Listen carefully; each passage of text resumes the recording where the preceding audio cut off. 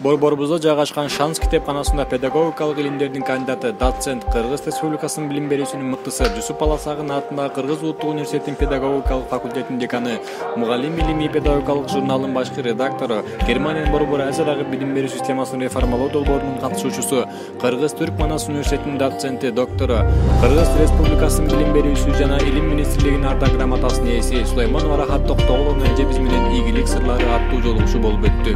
Ардактуу коноктор, студенттер, эжелер, агайлар, достор, кутмандуу күнүңөр куту болсун.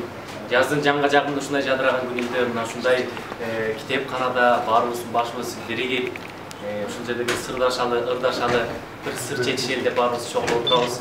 Алгач кош келиптирсиңер, мына 5 манча бөлөк тилек бир, 5 адам бөлөк тилек бир дейт, баарыбыздын тилегибиз бир экен. Ушул жерде бир ушундай биригип башыбыз биригип отурат. Бүгүнкү күнүбүз кут болсун, кош келдик деп бир өзүбүз билдирip Ырыс чачкан жарык күндүн доорунда сиздин багыт билим берүү жолунда. Балдарым деп мектебине жүгүргөн билим туусу мугалимдин колунда. Бакыт ошол өткөн сабак жазганы, баары үлгү жүрүм турум басканы, бейишиндей мектептерин көздөгөн мугалимдин ачык болсун асманы. Агартууда элге сиңген даңкыбыз, алкыштайбыз, урматтайбыз жалпыбыз. Ак эмгекти унутушпай турпактар, ал анткени даанышман эл калкыбыз дейт. Ак эмгекти элибиз унутпайт. Ушул агартуу тармагында А деген арифти өткөн, баарыбызды адамдык, инсандык улуу жолго калыптандырган, тарбиялаган, шыктандырган бул мугалим болуп эсептелет. Ар бирибиздин мугалимибиз бар, ата энебизден кийинки эле ыйык зат. Ушул кишилер бир кол чапкылчу мугалим. Бүгүн Жусуп Баласагын атындагы Кыргыз Улуттук университетинин педагогикалык факультетинин деканы, Республикалык Мугалим илимий педагогикалык журналынын башкы редактору, Кыргыз Республикасынын билим берүүсүнүн мыктысы, педагогика илимдеринин кандидаты, доцент Сулайманова Рахат Токтоголовна эжебизди бул жака чакырып атабыз. Ардактуу достор, баатырдын атын алыстан ук жаныга келсе бир киши дейт. Рахат эженизин алыстан угуп жүргөнсүңөр, бүгүн мына буттуу төрүбүздөн орун алды. Ушул жерде уюштуруу топторунда мына жаштар, жаштык бар жерде жалын бар, жаштык бар жерде шаттык бар дейт. Жаштык деген ушундай жакшы ишке жумшап жаткан уюштуруу иштерде да биз ыраазычылык айталы. Анан ийгилик сырлары тууралуу, ушул мугалимдик бул кесипти аркалаган инсан тууралуу бүгүн билгиңиздер келип турат. Тартынбайлы бүгүн эркин форматта бүгүнкү жолугушуубуз. Суроолор болсо бериңиздер, сырдашабыз, ырдашабыз бүгүнкү күндө жогорку маанайда өткөрөбүз. Баарыбыз биргеликте. Анда бүгүнкү күндүн күнөөкөрү ардактуу сыймыктуу биздин устатыбыз Рахат эжеге бир кол чабалы дагы.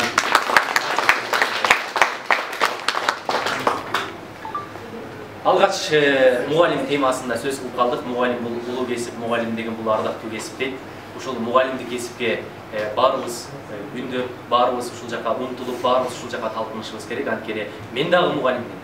Ушул жерде отурган бул жерде досторум турат, мына жогорку окуу жайды бүткөн, азыркы учурда мугалимдик улуу ардактуу кесипти аркалаган инсандар, эжелер, агайлар отурат.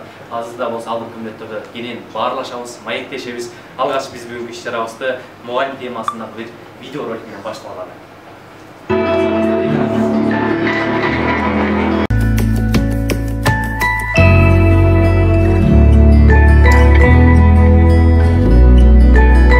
Aribir.com медиа порталынын ийгиликтүү инсандар берүүсүнүн бүгүнкү коногу педагогикалык илимдердин кандидаты, доцент, Кыргыз Республикасынын билим берүүсүнүн мыктысы, Жусуп Баласагын атындагы Кыргыз Улуттук университетинин педагогикалык факультетинин деканы, Мугалим илимий педагогикалык журналынын башкы редактору, Мугалим илимий педагогикалык журналынын алкагында республикалык жылдын мыкты мугалими, устатка таазим, мугалим коомдун көзгүсү сынактарынын уюштуруучусу, Германиянын Борбордук Азиядагы билим берүү системасын реформалоо долбоорунун катышуучусу, Кыргыз-Түрк Манас университетинин доценти, доктору, Жусуп Баласагын атындагы Кыргыз Улуттук университетинин билим берүүсүнүн эмгек сиңирген кызматкеринин ардак наамынын ээси, Кыргыз Республикасынын билим берүү жана илим министрлигинин ардак грамотасынын ээси Сулайманова Рахат Токтоголовна эжекебиз.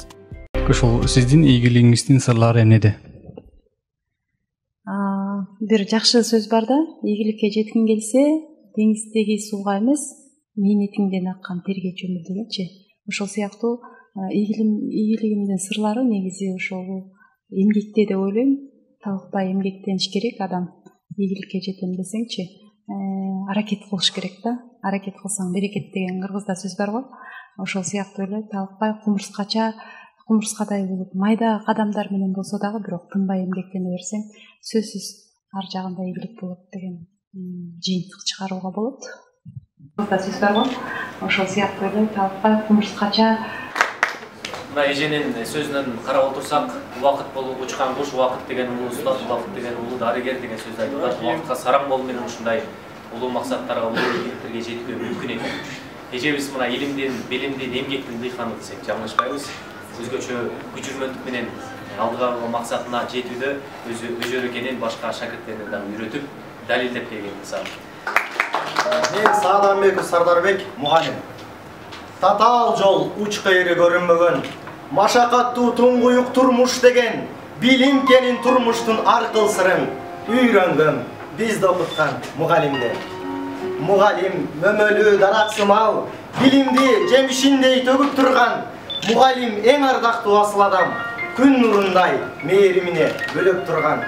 Мугалим ыйык адам табылбаган, мугалим комуз күүсү шаңкылдаган, кубулуп бир кулпуруп күүгө келип, көркөмдүү ыргак менен коюлушкан.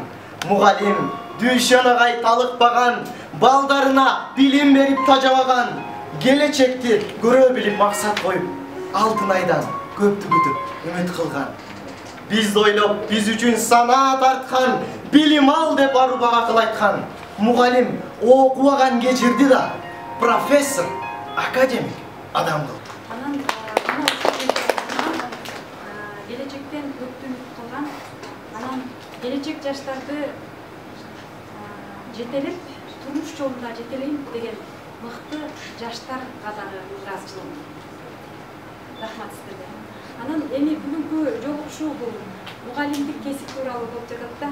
Мугалимдик кесипти кандай айтсак дагы, кандай мактасак дагы, кандай жылуу сөздөрдү арнасак дагы, кандай ыр саптарын арнасак дагы бул мугалимдик кесип үчүн артыктуу деп айткым келет. Себеби мугалим бул бизди ата-энеден кийинки таптап, тарбиялап, турмуш жолунда такшалтып, калыптандырып өстүргөн бул биздин мугалимдер. Аны мен айтсам, сиздер эч качан мени тандыра албайсыңар, туурабы?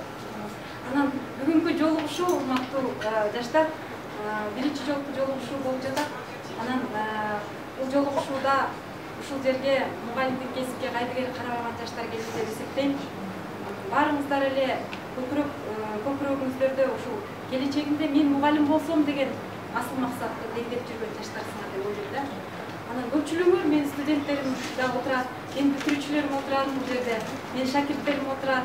Мен абдан кубанычтамын. Ушунча жаштар бар экенине, ушул мугалимдик кесипти сүйгөн ушунча жаштар кызыгып келгенине мен абдан кубанычтамын да. Мен керек болсо башка окуу жайлардан келген өзүмдүн студенттерим мына бул жакта отурушат. Манас университетинин студенттери да эң мыкты деген студенттерим отурушат ушул жерде. Баарыбыз ааламга кеткен жол айылдан башталат дейт, баарыбыз ошо кичинекей айылдардан чоңоюп, анан кийин чоң турмушка аттанып, Бишкек шаарына келип, чоң окуу жайына өтүп, анан ушул жерден кесиптик билим алганбыз. Мектепти номер 1 Таластагы мектептен окугам. Педагог болом деп эч качан ойлогон оюма келген эмес. Ат баспайм деген жерди үч басат дейт, ошо болбойм деген нерсе жашоодо болуп калат экен. Анткени педагог болуш аябай татаал да. Татаал, анан оор, түйшүктүү, коркосуң бул кесипке барыштан, оңой эле бара албайсың. Мен эмес мына 90дон ашкан Мамбет Мамакеев деген кыргыз эл баатыры бар, билесиңер, врач болуп өмүр бою эмгектенген, 18 миңден ашык операция жасаптыр. Мына ошол адам менен барып маектешкенде дагы ал айтты да, өмүрүнүн 65 жашын врачтык өнөрдө өткөрүптүр, кесип менен. Ал эми 40 жылын гана мугалим болдум дейт да. Анан мен сурап атпаймынбы? Эмне үчүн мугалимдик кесипке кеч келдиңиз, агай деп ошентсем, айтат.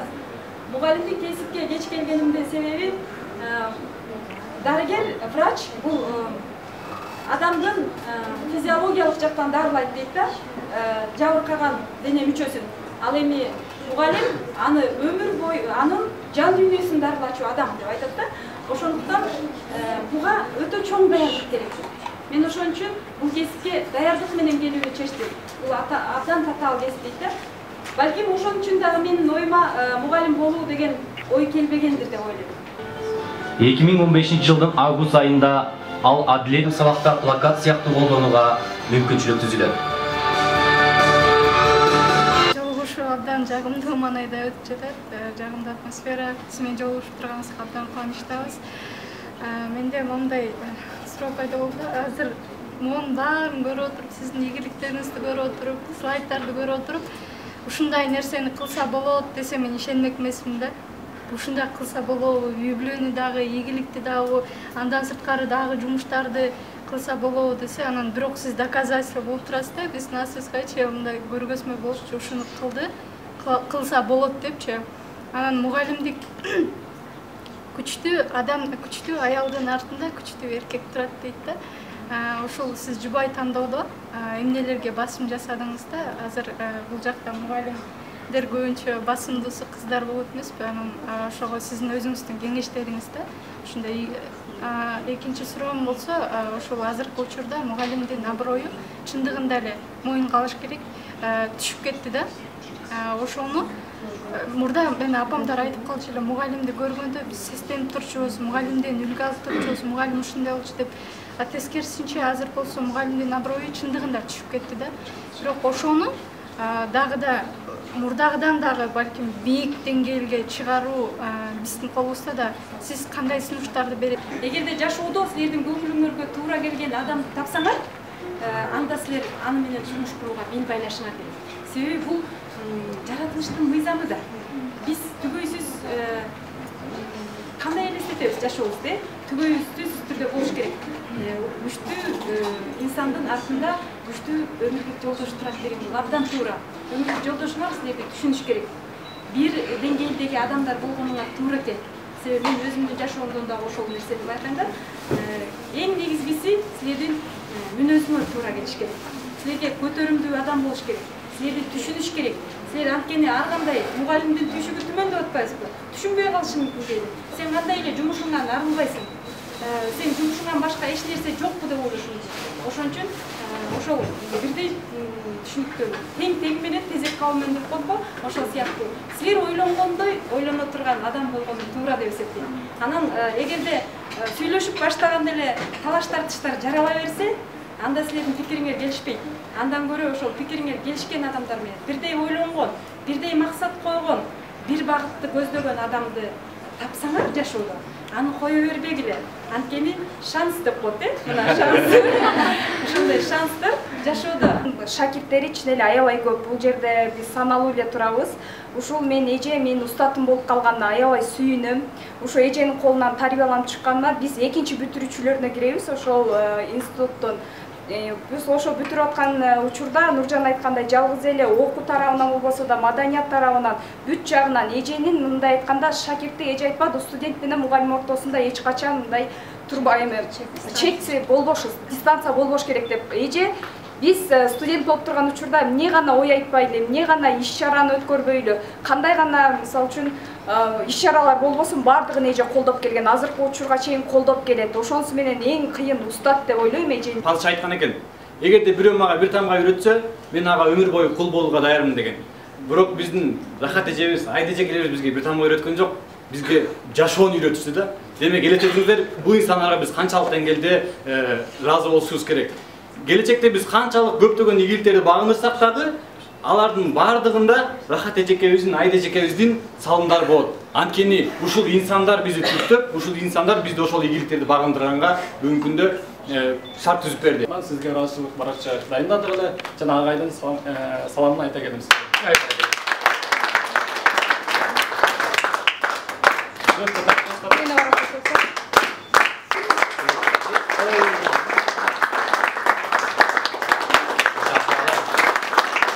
Жакшы сапат сиздеги айта берсем дегөндөй мээрим төксө жылмайып дүйүн окуду эмеспи. Баратпаңыз кай жерде, ошол жерде күн болуп, сүйлөсөңүз ар дайым жарк эткендей нур толот.